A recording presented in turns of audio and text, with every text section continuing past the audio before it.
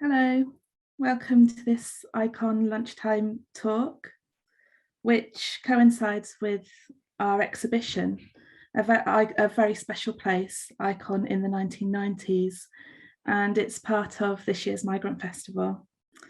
I'd also like to welcome our two presenters, Keith Piper and Professor Robert Beckford.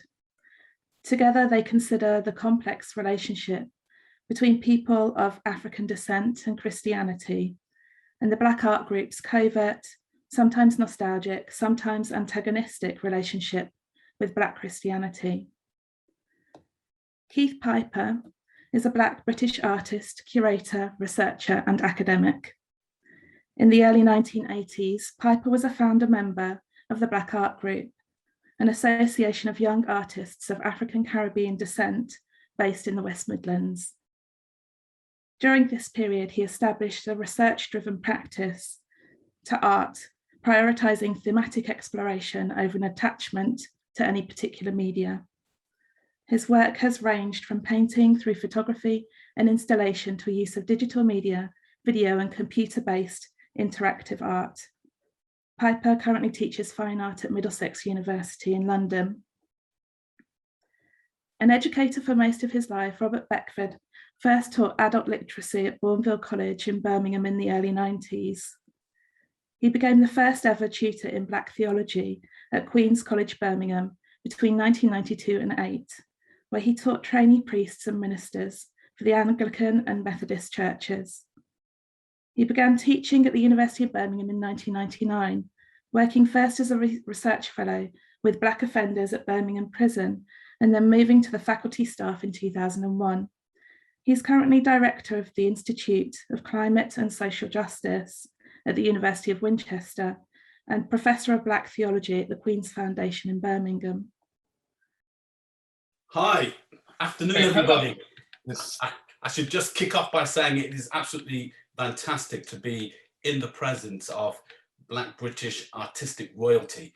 To have this dialogue with Keith Piper. I'm really excited about this. I'm really privileged to have this opportunity. So thank you to the Ikon Gallery for making this possible.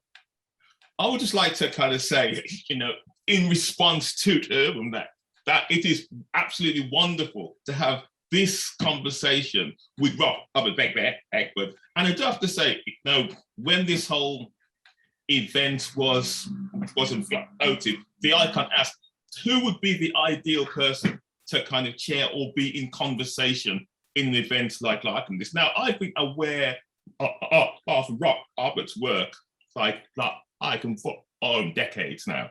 And in fact, the kind of documentaries which you made in like 2004, 2006, like Who Wrote the Bible and the True Family of Jesus, these are like fundamental to the development of my ideas around all the development of this conversation. So I just raised your name as this kind of long shot. So I was absolutely amazed when you said yes, because Fantastic. You are an absolute person in that eminence, the kind of most important voice in this conversation. So I'm incredibly blessed that you would have agreed to kind of take part in this conversation. Fantastic, fantastic. Well, let me kick off with a question.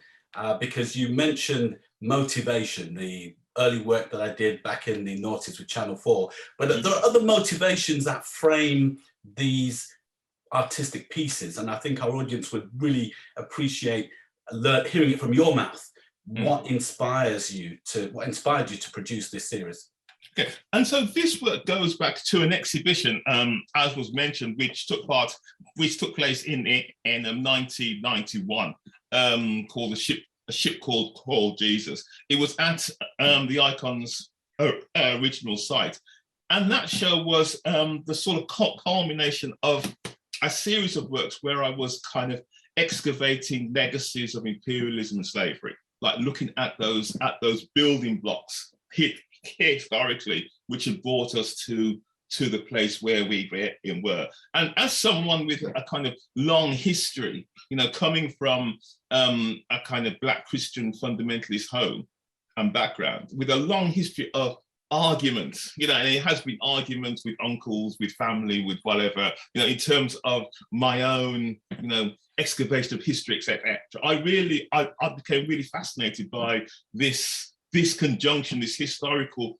conjunction with the first official, you know, English slave trading ship being called the Jesus of Lubeck, and thinking about that as the opening chapter of this relationship. Now, that show happens in 1991. It was a very ambitious show. There's a huge pool of water in the gallery. There's all this kind of stuff. It's probably the most ambitious show that I've ever done, thinking about it in a retrospect. And I've always wanted to kind of go back to the sort of themes of that show.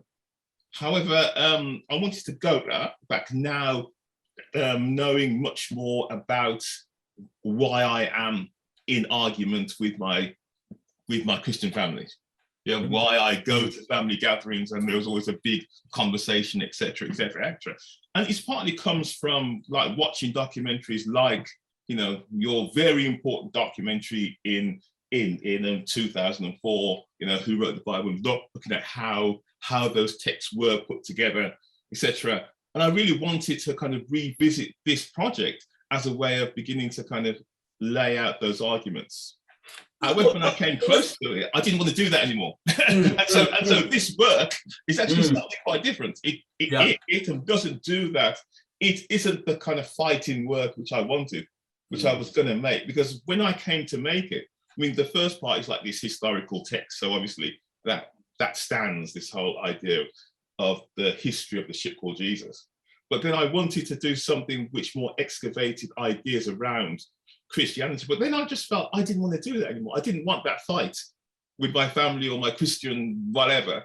And so instead, I went directly to the second part of the original show, which was the rites of passage, which was about how ideas had transformed, how original Christian iconography had been transformed and reused by people of African descent to serve their needs. And so therefore put together this quite abstract and impressionistic part of the piece, which attempts to begin to talk about that without being too specific. I hope that kind of, yeah. Yeah, it does. That's fantastic.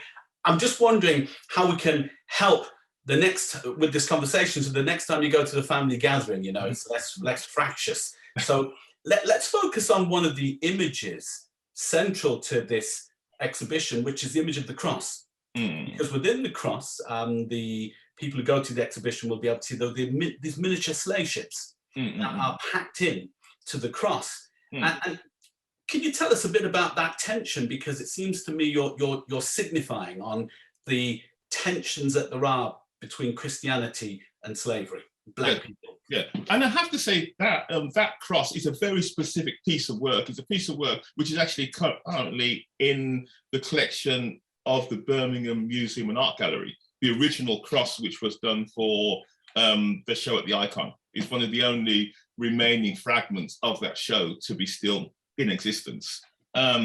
And it was about, I mean, at that moment, I had been really interested in ideas of collaging, of montage. I mean, it was like something which you know, from listening to kind of black music at that time, which was all about sampling and bringing together and colliding of signs. The visual work which I was making was very much about that. It was very much about bringing together signs and enjoying their tension or bringing them into tension. So this idea of a cross which contains elements of kind of stained glass windows, of that often repeated pattern from the Brooke slave ship, of, you know, chains and flames at the bottom, it was all to bring together these very particular, very resonant icons from, like, you know, Black Christian thought, and also the histories of slave slavery, to just bring them into juxtaposition. You know, because I'm really interested in the sorts of readings which people will take away from that. I mean, one reading is that there is this oppressive relationship. Christianity frames Black religious experience in order to legitimate servitude. You know, the whole idea that Christianity is a white person's religion, and it was used to oppress Black and brown people on in the slave plantations of the West Indies. But there's also another history, which is the history of resistance, the way in which the slaves then turned the imagery and ideas of Christianity around to make it a force for liberation. Slave revolts of the 19th century being an example of that. Sam Sharp, Paul Bogle, Alexander Bedford in the early 20th century in terms of Jamaican history. There are other examples in Barbadian history and Antiguan history as well. So there are these two sides to it. And I just wondered if you've kind of captured that tension within this work. I would hope so. I would hope that transformation is there within the second part of the work, how these original signs, these rights, these terms have been used and have been turned over and reused in very different ways. So I was very much interested in how this body of ideas, Christianity, was initially used as this oppressive thing to kind of keep people satisfied with their lot, could then be reused and reactivated and actually become a container for much older forms. Because I'm really interested in that way that certain types of kind of black Christianity has become a container for older forms of African festive and religious ideas, which are just like recast, in the name of Christian saints, and Yeah, I mean, something that kind of strikes me about the video piece is that at one point the narrator says, "We have been sailing in her ever since," regarding the Jews of Lubeck. Yeah. Could you say a bit more about that? Because are you saying that those tensions still exist, or are you saying that we are on this diasporic journey, or is it all of that? I'd be intrigued to know where the ship figures in this journey. I'm saying both of those things, and I always like that kind of multiple reading and multiple interaction. We have been sailing in her ever since. There is this ongoing legacy, ongoing relationship.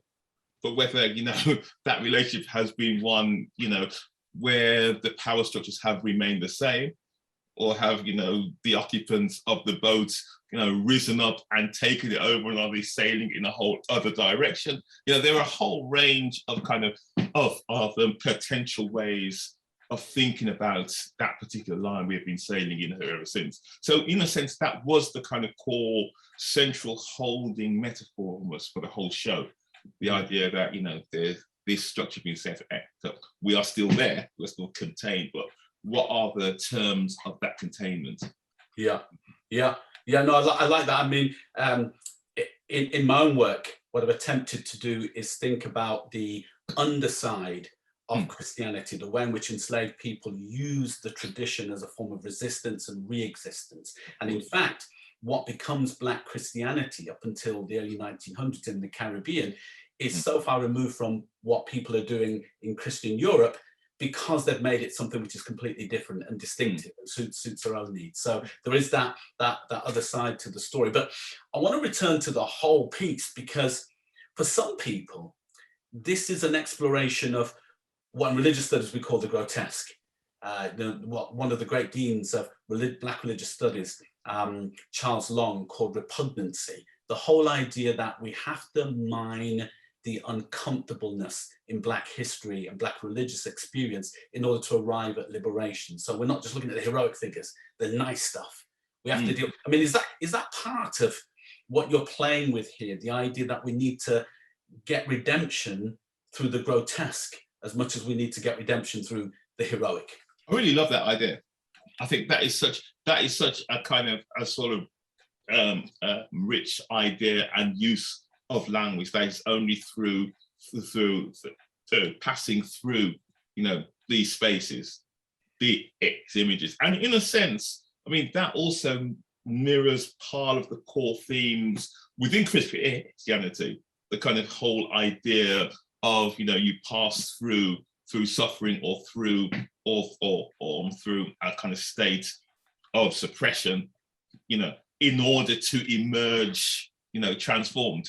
So it's this whole idea, you know, which seems quite embedded into Christianity, or into the version of Christianity which is enjoyed, celebrated, experienced through various black churches. You really get to that active sense of the kind of joyous which comes at the end of this period of suffering or whatever. Yeah, I think that's a really interesting idea, and I'd like to explore that further, actually. Well, the idea is that Victor Anderson, the African-American ethicist, in his book Beyond Ontological Blackness, talks about the grotesque and how in Black religious studies we need to explore the uncomfortableness, the things that have been negative, in order to truly understand who we are. We can learn as much from studying the life of people who have failed and who have struggled as much as the heroic figures. And we often do that within Black religious history, within religious history. We look at the great and good.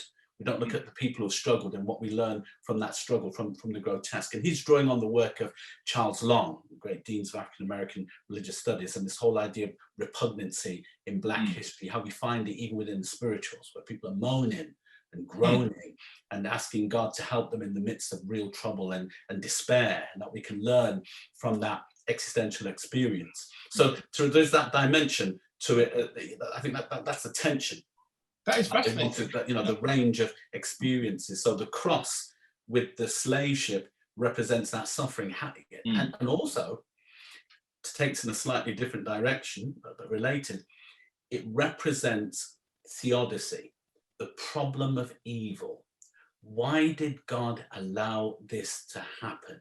Slave ships, legitimated by Christianity, the Jesus of Lubeck, and by you placing the slave ship within the cross, it raises that question of theodicy. Why does the suffering take place? That's so interesting, because that almost may be, you know, at the roots of all religion. You know, this idea of kind of why is the deity, why is it allowing this to happen? You know, at times we enjoy good crops, we enjoy a good hunt, but at other times that goes wrong. And has that gone wrong because the God is angry? And so how do we negotiate? How do we placate this angry deity? And in a sense, I think that is at the core of religion. You know, how do we do this thing?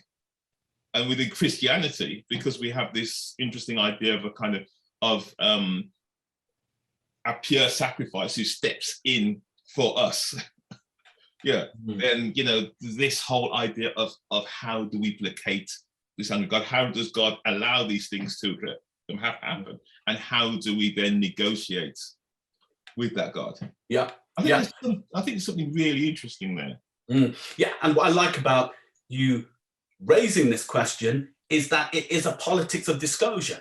You're saying to people, we need to deal with this. And within African Caribbean Christianity, within West African Christianity, the slave and the colonial past are mute. There are no songs that reflect this history. It's not like reggae music. There's no iconography in the churches that reflect this imagery. You have to go to America, Barack Obama's own old church, where they had images resonant with the slave history of African Americans in the stained glass window. We don't have that period within the British tradition. So there's real powerful politics of disclosure, which I really like about the exhibition and the cross piece in particular. But talking about the politics of disclosure, there are two white women in these pieces that I see, and I'd like to find out more about the relationship between these representations of the piece. There's Queen Elizabeth I. Yes, that's the first one. Yeah. And then there's another image I thought was Margaret Thatcher, but I could have been wrong.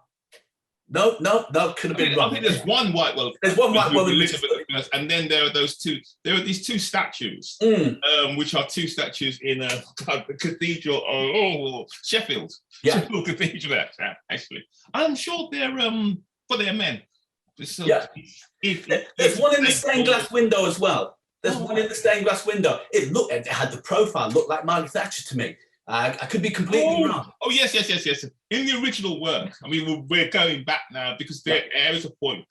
What I also wanted to kind of do within this work is to take some of the sounds and some of the images from the 1991 show and weave them in. And there's a point in which you see a collage with Queen Elizabeth I, and then there is this other woman down in the corner, which is Margaret Thatcher. So that was very much a work made in 1991, you know, beginning to kind of talk about the politics of that moment, where, you know, the English Queen, who had, you know, who had sanctioned slavery, had also issued her call to expel all the blackamoors from the country, you know, all that kind of stuff, and attempting to then draw a parallel between her and Elizabeth and Margaret Thatcher. Yes, you're right. Yeah, that's it. I was just intrigued by those two figures, because there's John Hawkins, there's the suffering of the Africans, and then there are these two white faces that of women that kind of pocket, which are kind of interesting. And if we work with the theme of gender, then also in the video piece there is a kind of muffled, in a way, a kind of shaded image of Black people in worship behind one of the pieces, which I thought was kind of intriguing, because it's then about the transition, what we still live with as a consequence of this history in terms of Black Christianity. I wonder if you could say something a bit more about your own church experience and how it resonates with those images and sounds of Black people in worship that form part of the video. Well, that's really interesting, because my own church experience is quite an interesting one, because the church which I grew up in was the Seventh-day Adventists. As you know about, you know, Christian fundamentalist Protestantism, it sits in a very particular place. It's a highly literate church. It does a lot of reading, but it doesn't do much of the more embodied spiritual stuff. So the mode of worship is extremely dry. In comparison, you know, you don't go in and get into the spirit. Yeah. Now, the interesting thing about the Seventh-day Adventists in terms of the Blk Art Group is that when I first met Eddie Chambers in 1979, we were doing a course together. You know, I saw him, this is the black guy on the course. We got talk, and one of the first things he said to me was, "I'm a Seventh-day Adventist." So he was also a member of this quite obscure, you know, and he went to the church in Wolverhampton, I went to the church in Campfield. Churches have very specific histories. So that was like an initial point of us meeting, agreed. And in terms of the first show, there was another Adventist guy in that show as well. So it's very much about, you know, this circle of friends which Eddie Chambers had come up with, and their relationship with religion. And all of us were in that kind of space of rebellion, like what Blk has how described as, you know, the either extreme conformity or extreme rebellion, and we were sort of in that rebellion phase.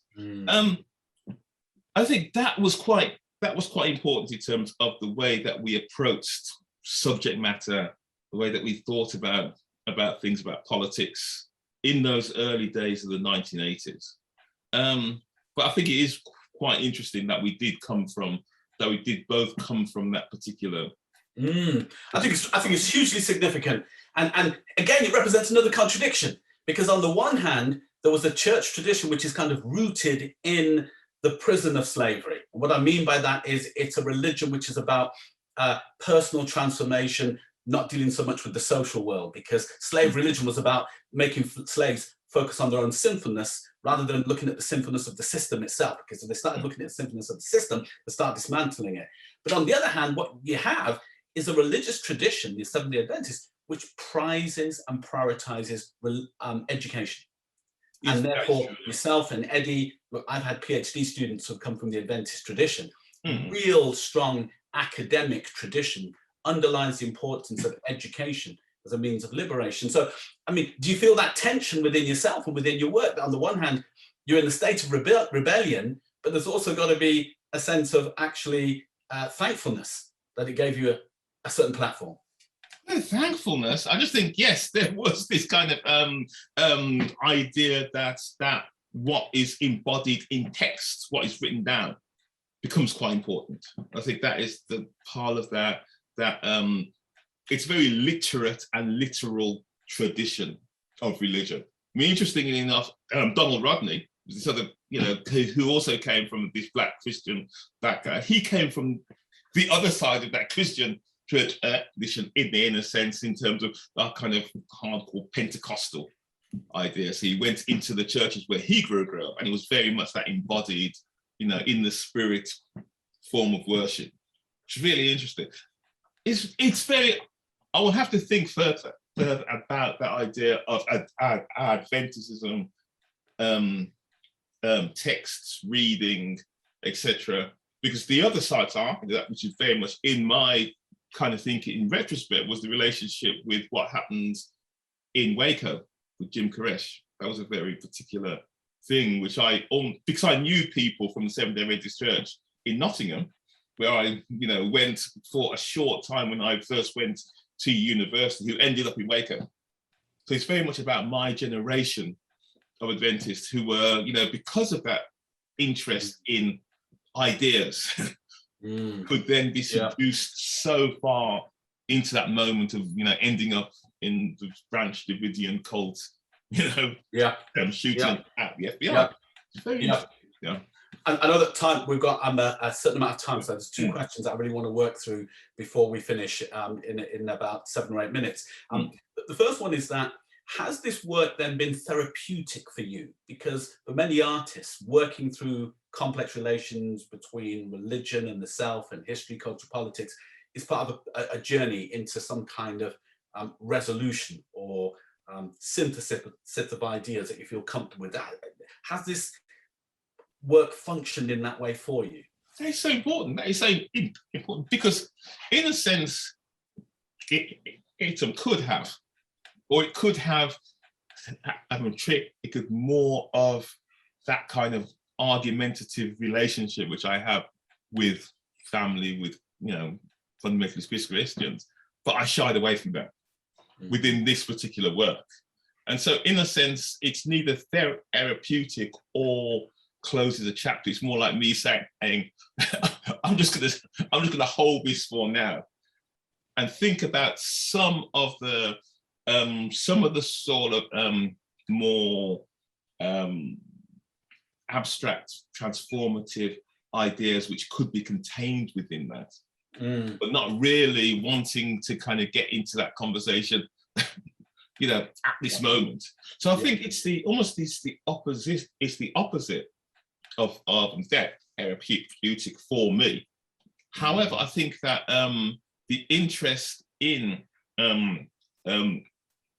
religion as a therapeutic thing in and of itself, that the reason why people engage in these things is for a form of therapy and release and realize it and all those kind of things. I think that is really important. I mean, the reason why I mention that is because I use several of your images in teaching in that way. We pay copyright, you know, so we're not using it illegally, you know. But I've used the Ghosts of Christendom Past to represent that tension, what the womanist theologian in Britain, Valentina Alexander, calls passive resistance, the way in which passive radicalism. And what she means by that is there is this radicalism within Black religion that wants to transform everything, but it's passive in the sense that its focus is on the body. It represents this tension, this revolutionary force, but it's contained. And therefore, the Ghost of Christendom Past represents that sense of there's this radical Jesus who comes to save. You have Jesus of Lubeck legitimating the slave trade, this tension. So I found that students, particularly Black students who see that imagery, it sticks, it works for them. They then understand visually how this tension gets played out. So it's quite therapeutic in that sense, because they can read it in text, word form. When they see it, it's quite powerful and it stays with them, which I found really, really helpful. But I want to lead on to another question, just so that we get through this one as well. Looking back now through 3 decades, if you were to rework this, if you were to do it all again, from the outset, what would you change? Looking back at its reception, what you've learned about this relationship, if you were able to go back with everything you know now and start with a blank canvas, would you change anything? In terms of that initial show in 1991, Actually, that's a really interesting question, because I don't think I would necessarily.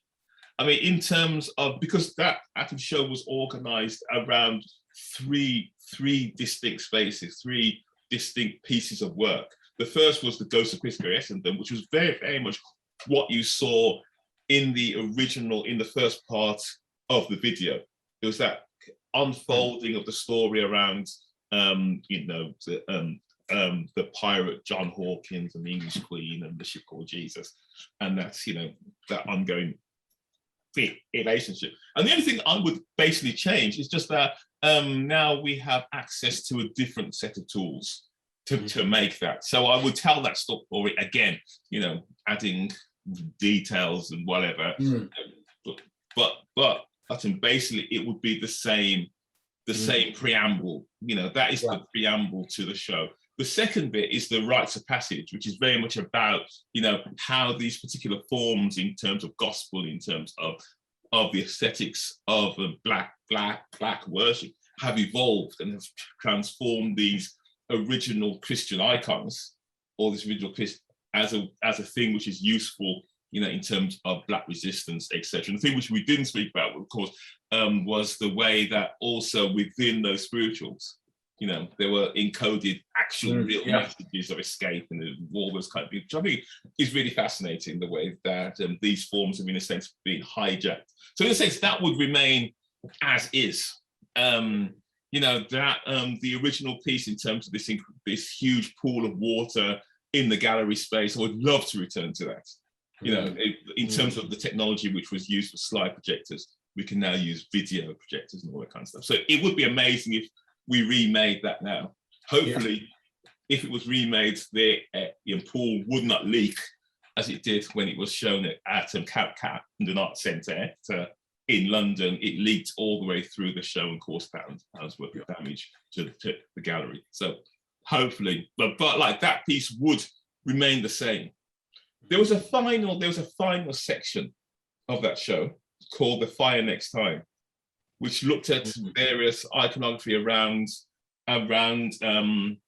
redemption, punishment, kind of, you know, it's based on the James Baldwin, you know, no more water, fire next time. And that piece is a piece which I have returned to time and time again, because I've never managed to get it right. There's another piece called The Perfect City, which was an attempt to re-engage with the ideas, you know, which I've been trying to get to win that original work, and I never quite got there. However, you know, within those three sections, I'm still not sure where I'd launched the argument. And maybe I shouldn't launch the argument. Maybe it should be somewhere else. I mean, just quickly, because I know there are going to be questions coming in, but how have your family members then responded to this work? Oh, well, my family members, I think, I'm not sure how much they've seen of it. I'm not sure. I think, I mean, they just know that I'm an argumentative person. And my daughter has actually banned me from going to family gatherings and arguing about religion. She said, as long as you don't argue about religion. So I think, you know, there is this, we're an extremely argumentative family anyway. So. Well, I mean, it can sometimes these pieces of work can then bring people together, or they can drive them apart. But one of the things that I would really like to see done with it, just thinking about the future, is I think this should be in stained glass. I would really love for a church with a black or white majority to be brave enough to say, this is something that we have to own and reflect on. For example, there probably aren't any people from Bristol Cathedral listening in at this point in time, but I just wonder if this should be the image that should replace the Colston window of Bristol Cathedral. Mister, I think that's a fantastic idea. Yeah. Okay, so there's a Colston image. Bristol, okay. Well, Bristol Cathedral has a stained glass window which was paid for by Colston, who was the slave trader, sent 10,000 Africans to their death in the Leeward Windward Islands. And he paid out of the profits for this beautiful stained glass window to be erected right at the front of Bristol Cathedral. You can't miss it. And for years, the cathedral hasn't done anything about it. They've just said it's a tragic history. And then when George Floyd the Colston statue being kicked out, they then covered it up. And they're still trying to work out what they're going to do next with that space. You know, so I just wonder if this is the kind of image that should be superimposed, you know, or made into a stained glass window as an act of redemption to show the tensions that exist within Christianity and that have to be lived with. I think it would be such a fantastic idea. And yes, absolutely. I mean, the second version of the show had all of those things as not after stained glass windows, but as light boxes. So it was a darkened space, and there were light boxes, which meant to kind of echo the sense of the stained glass window. So I'd love to do that. Yeah. Well, you never know. Maybe the dean of the cathedral is listening in, and will actually make an offer. You never know. I think we were meant to go until 45, so I think we just about used the 2-minute leeway. But thank you for that, and I'll hand back over to the Ikon gallery to field the next set of questions and discussion. If there are any questions. Yeah, we have got a question here. I'll just read it straight. Does Keith feel like the work is altered in any way by showing the video alone without the static elements it was originally shown with in 1991? Can he say a little bit more about those static elements and whether this is an ongoing project that he has any thoughts about continuing and possibly reintroducing other non-digital elements back in? So I guess what Robert was saying about installing it somewhere. Absolutely. I mean, this is just a particular visitation of that idea, as I said, and it coincides with the whole 1990s show at the Ikon. Obviously, there's a lot of work in that show. This was like one contained piece for that, which picks up on elements of the original show. But, you know, I would love to re-engage exploring these themes once again with a range of, you know, environmental, physical elements, you know, video elements, sound elements. So yes, a stained glass window. It would be wonderful. There is another work at Ikon at the moment, isn't there, Keith? Yes. 4 Corners, a contest of opposites, which you have the 4 portraits of the boxes, and that's in stained glass window colours as well, isn't it? Yeah. That is light boxes. And so at that time, I was very interested in the idea of the light box as this way of kind of making a physical object which could occupy a gallery space, but using the same kinds of kind of collaging technology as was used for that cross, etc. Which looks very early pixelated now. I kind of look, okay, now it's really kind of, yeah. I mean, that whole question as well is related to accessibility, because when it was in the physical form of originally, you know, people had to go to the gallery and see it. Now it's online. There's a bigger audience, which is great. So there's greater access. I just wonder if that greater access also means we're going to get more Black Christian people engaging worldwide, because one of the things that's always concerned me about your work, alongside the work of people like Faisal Abdul-Allah as well, which explores religion, is that when you talk to Black Christian people about this work, who?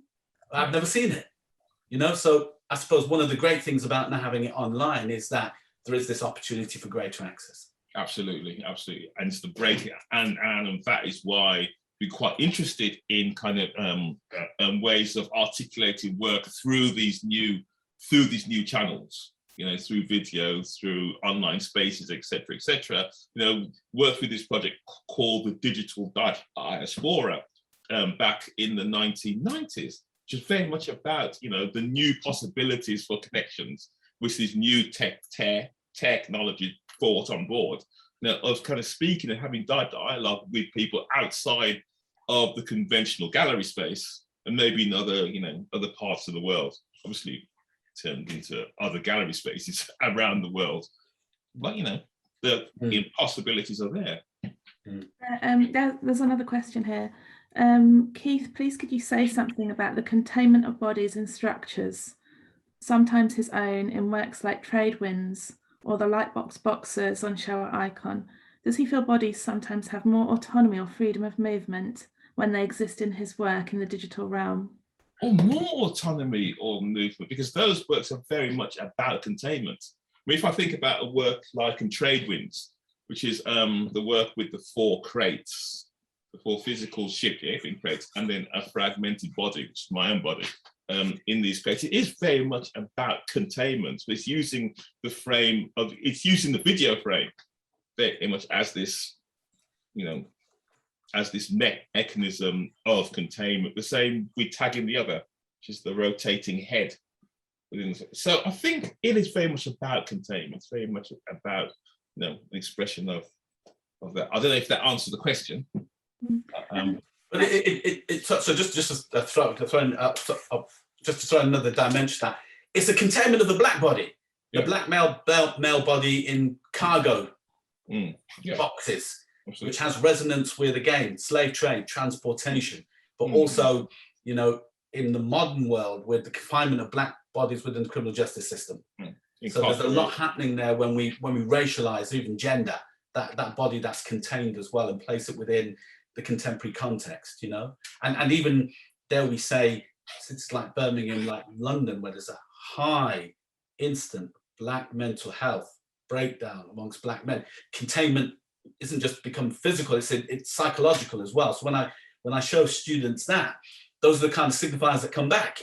It's historical, it's cultural, you know, there's a lot.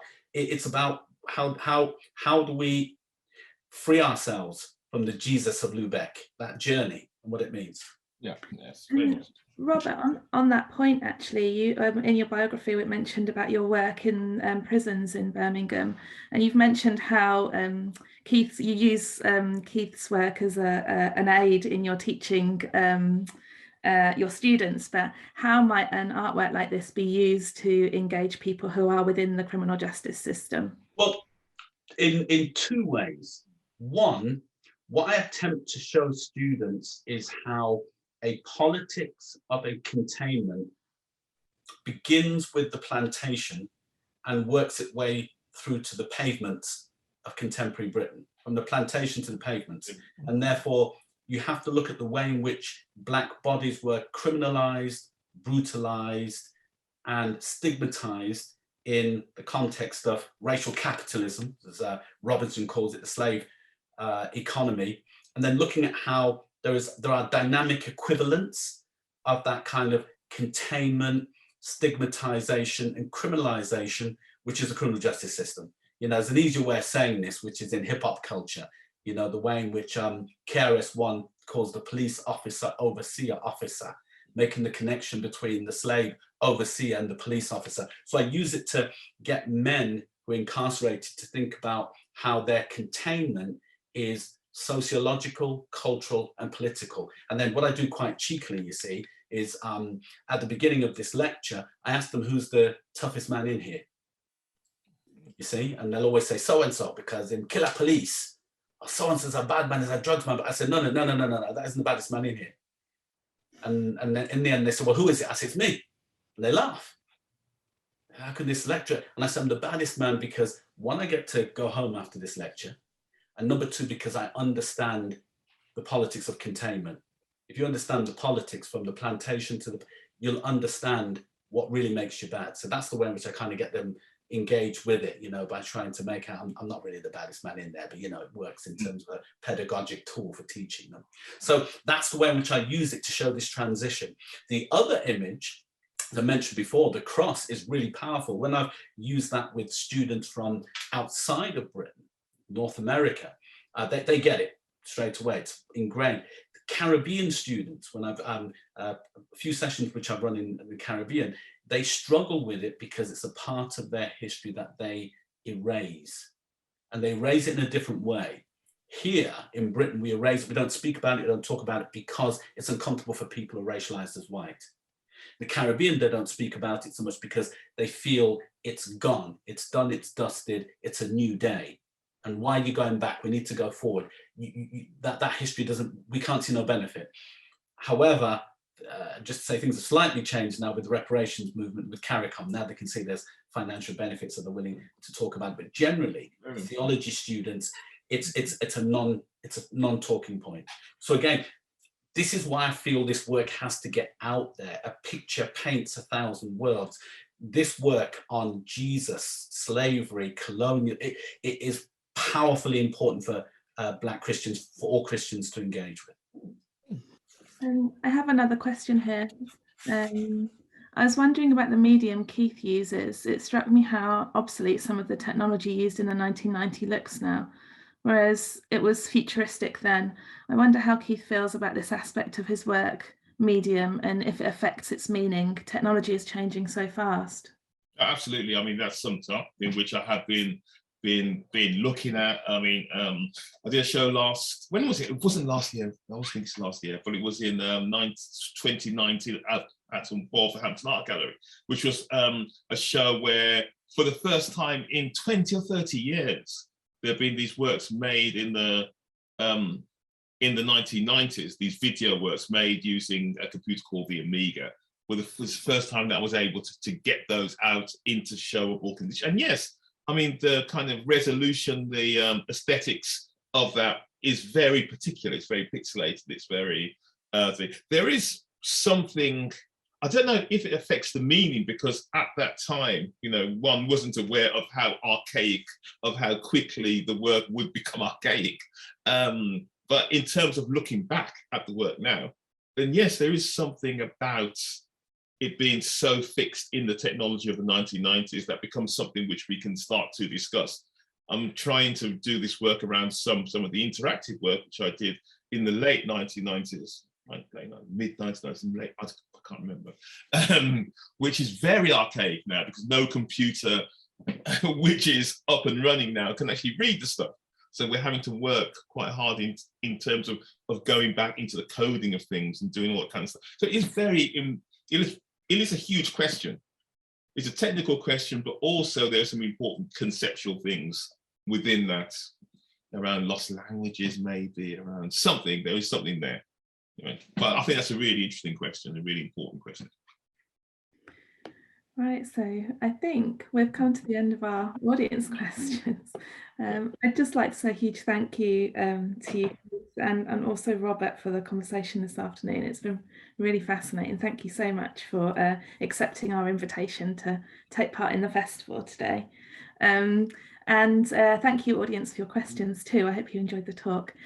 Just to say, tomorrow we actually have another lunchtime lecture with Dr. Jare Das and Dr. Virginia Nimako, and they'll be talking about Donald Rodney, who did actually work in the exhibitions team at Ikon in the early 90s and had solo exhibition as well, and also collaborated with Rose Finn-Kelsey. So they'll be talking about Donald's work. Donald also, he reflected on the same history as you, didn't he, Keith? Oh yes, absolutely. He was part of the Black Art And John Hawkins was in there as well.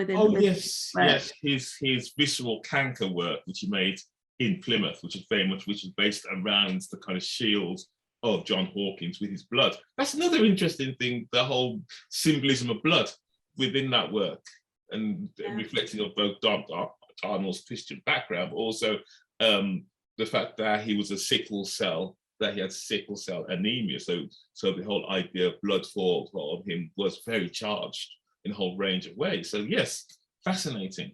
Yeah. So yeah, thanks, Keith. And so we'll hopefully see you all tomorrow. And yeah, enjoy the rest of your day. Thank you very much. Thank you. Goodbye. Bye bye.